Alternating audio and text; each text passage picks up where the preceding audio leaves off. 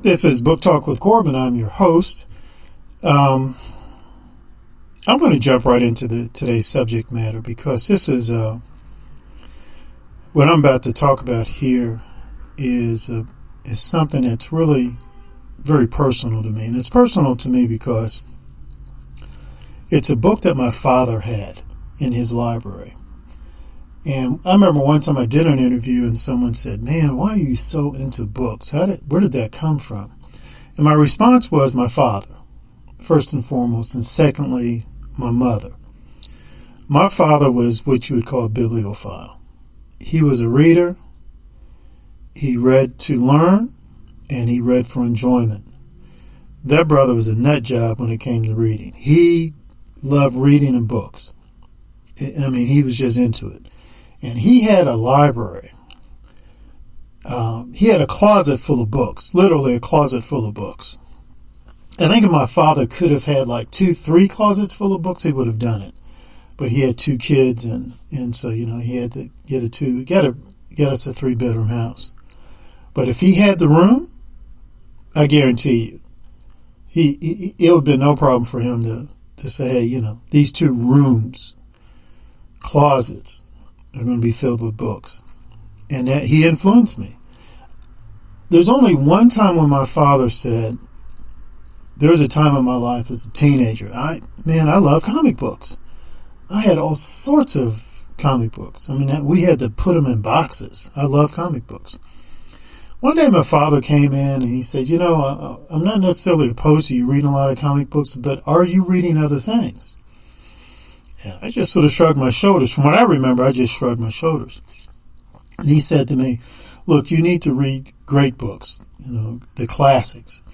And he recommended 2 books to me. I can't remember the one, but I can't remember the title, but one of the titles was Treasure Island, Robert Louis Stevenson. And I sort of looked at it. And I'm glad that man didn't force me to read it because I had no interest whatsoever in reading it. I was not going to read Robert Louis Stevenson. I don't know why. I just didn't like it.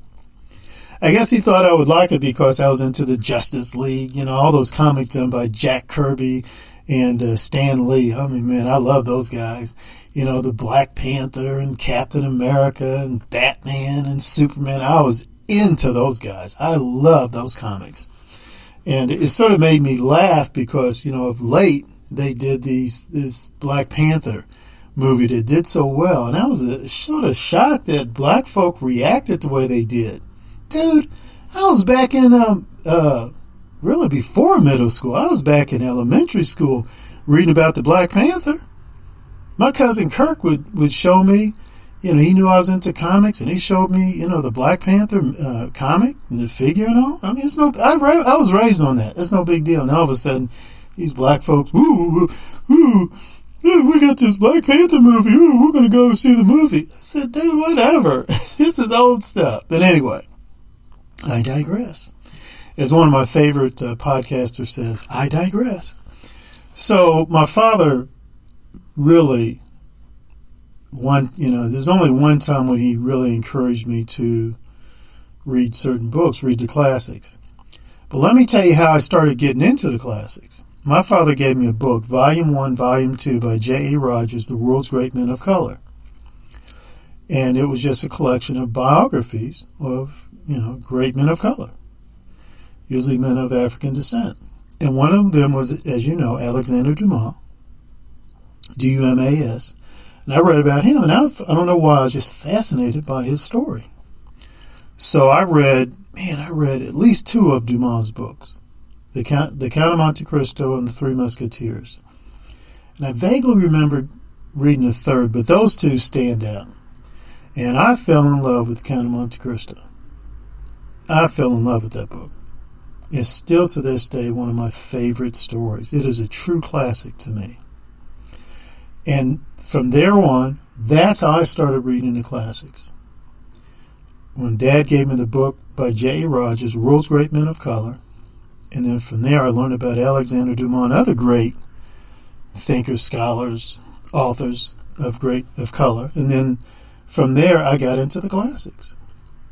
Man, I became a huge Jules Verne fan, even to this day. Of course, again, Alexander Dumas, Shakespeare, you name it, I got into it. But the one person I really read was Thomas Wolfe. Thomas Wolfe, Alexander Dumas. One was Thomas Wolfe, Can't Go Home Again, Of the Time and of the River, Of the Time and the River. And I tell you, another person who just really impacted me was Richard Wright. Richard Wright, Native Son, Black Boy, American Hunger. Man, great stuff. Native Son, Black Boy, and American Hunger. Great stuff. But anyway, I say all this to say this. Give you all that background to say this.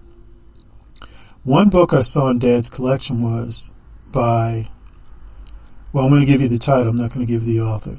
It was a book called The Crisis of the Negro Intellectual. It was thick. I really couldn't get through it because I was reading so many other stuff. Black Panther Party, Malcolm X. I was reading so much other stuff. But that title just really hit me. The Crisis of the Negro Intellectual. Dad had that.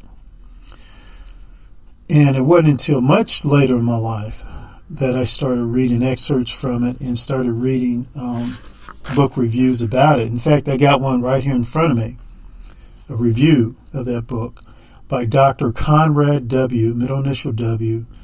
I'm not going to pronounce his last name. W-O-R-R-I-L-L. W-O-R-R-I-L-L. Wrote a brilliant review of that book. He wrote it for the Black Commentator. It was published on July 2nd, 2009, issue 331. So look that review up, and you're going to see how important that book is and why today, the 21st century, because this book was published back in 1967, but why today, right now, it's important for black folk to read that book, The Crisis of the Negro Intellectual. And it's really important for any American, black or white, to read it. Because if you're a white person, you really want to have an in-depth understanding, a better understanding, a fuller understanding of the experience of black folk in the United States of America. These are the types of books you should be reading. The Crisis of the Negro Intellectual. So, here's my question. Here's the question I'm putting out there. And if the first 5 people who send me the correct answer, I'm going to give them an academic achievement dollar. And again, as you know, if you accumulate and redeem 15 academic achievement dollars, I'll send you back a $5 gift card.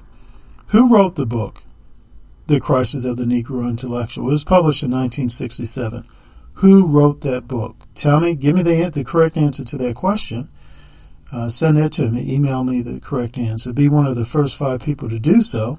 UrbanLouisvilleChess@yahoo.com, and I'll send you some academic achievement dollars.